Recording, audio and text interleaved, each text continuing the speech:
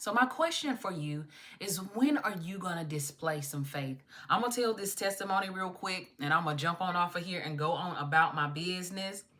But the Lord worked something out for me that I really needed worked out. I was in a season that I was struggling financially.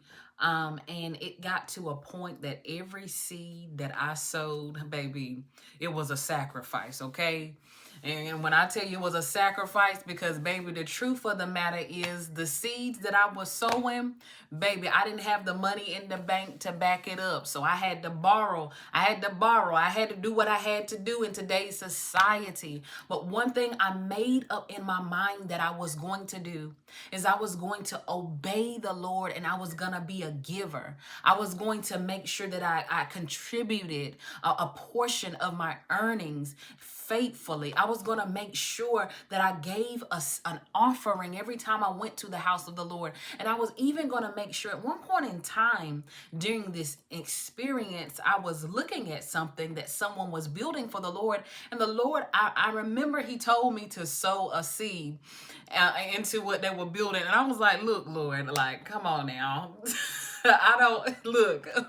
Where am I gonna get this seed from? Am I going to borrow more money, go into more debt to sow a seed that you've asked me to sow? And I did just that. And I will tell you like this, I got a call that completely changed my life. And not only was I able to take care of all the debt that I've accumulated over the last couple of years, there's plenty in my home at this time, plenty to invest and plenty to do the things that I need to do for the kingdom of God. And I am excited.